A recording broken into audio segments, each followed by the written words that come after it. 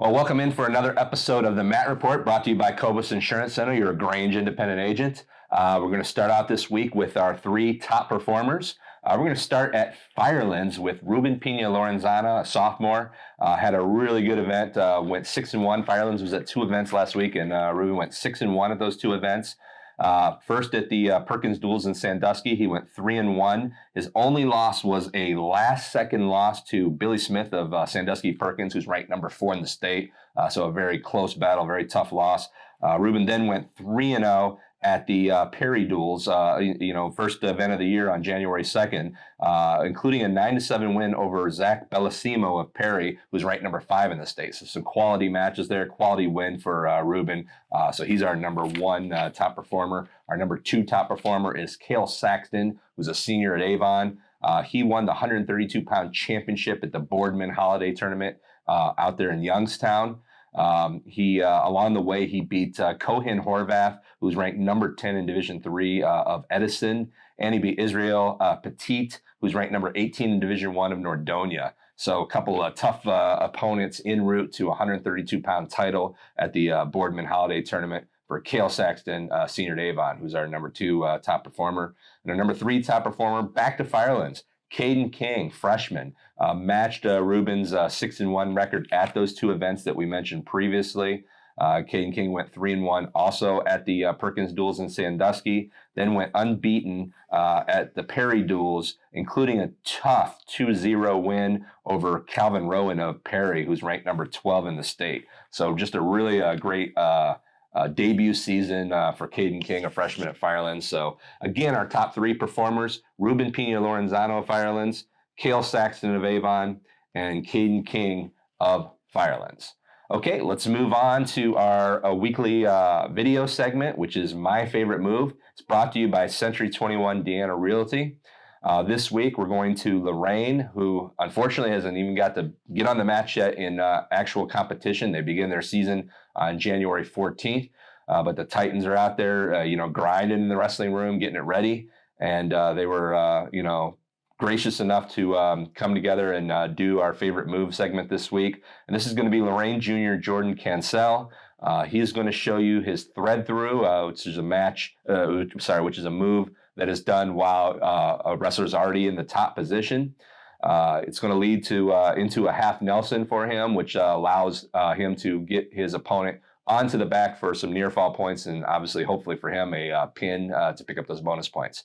So here we go. This is Lorraine Jr. Jordan Cansell with his thread through. My name is Jordan Cansell, and my favorite move is a thread through, and now I'll show you it.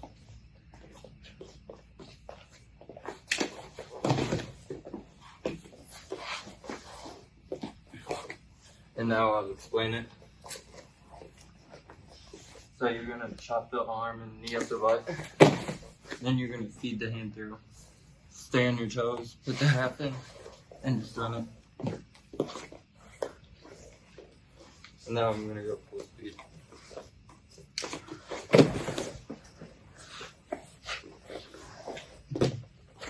All right, so there you have it. Obviously, again, a great move for young wrestlers to be able to pick up those extra points. Transition from top position into potential near fall, potentially pin. So again, thanks to Lorraine and their program and Jordan Cansell for giving us my favorite move this week. Brought to you by Century 21 Deanna Realty. Okay, just to kind of recap last week, we had 3 big events. We've already kind of mentioned 2 in our top performers, which were the Perkins Duels in Sandusky and the Perry Duels as well. Actually, we mentioned all 3, the Boardman Holiday Tournament as well. Just kind of recap some of those as well. We mentioned Cale Saxton winning a title out there in Youngstown at the Boardman Holiday Tournament. Ty Doherty, his teammate, also won a championship. Mason Fitch, also with only 1 loss that in that tournament, finished 3rd. So good finishes for those guys. And then we had a quintet, I guess would be 5 people, quintet of 4th place finishers: Chase Heelsey, Ethan Sear, Mason Bingham, Joe Resch, and Liam Foy all finished 4th. So nice, what was that, 5, 6, 7, 8 guys on the Avon lineup all finished on the podium out there at that Boardman Holiday Tournament. So good showing by those guys. And then we mentioned the Perry Duels. That was kind of our New Year event. Usually it was the Pin City Perry tournament. They had to reduce it down to just 5 teams because of the COVID situation we have going on. Amherst and Firelands were both at that event. Amherst went 3-1 at the event, had big wins, dominating wins over Jefferson, Firelands, and Ashtabula St. John's at the event. Lavelle Gibson, Noah Mendez, Eli Mendez all went 3-1 at the event. So really good performances for the Comets. And then we mentioned Firelands at the event. Ruben Pina Lorenzana and Caden King went unbeaten at 3-0, and Mark Papp at 152 pounds went 2-1 at that event. And then Firelands' other event was at the Perkins Duels, as we mentioned, in Sandusky. That was the same day as the Boardman Duels or Boardman Holiday Tournament in Youngstown for Avon. At that event, we mentioned Ruben Pina Lorenzana going 3-1. Caden King also going 3-1. Connor Rogers went 3-1 at that event. Mitch Schweinhagen went 3-1 as well. So obviously, good performance. Firelands had mentioned they kind of had a lopsided defeat to Amherst. Their lineup is kind of depleted right now through injuries and coronavirus situations. So they're not really, the coach said Josh Waldman said that they're not really able to compete in dual meets team-wise, but we have some individuals still getting the job done over there at Firelands.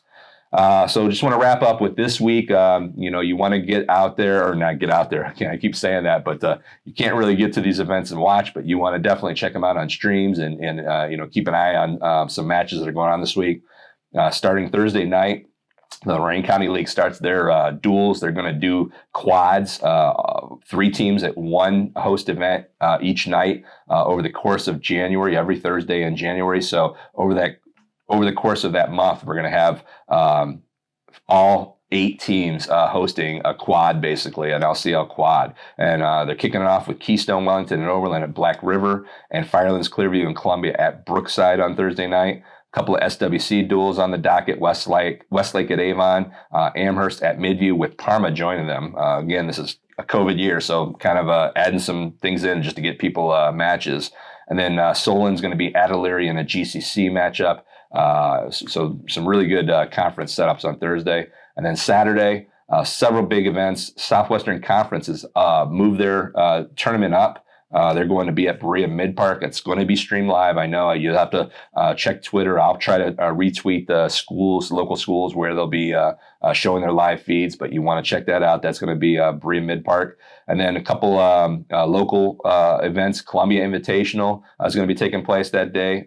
Columbia will be hosting their tournament. Firelands is going to be hosting a nice dual meet with Oregon Clay, Aurora, Madison Comprehensive, Lutheran West. Going to have some good programs there. Elyria is going to be traveling out to Medina Highland with Massillon Perry, some high-level wrestling there. And Vermilion's going to be at the Monroeville Duels.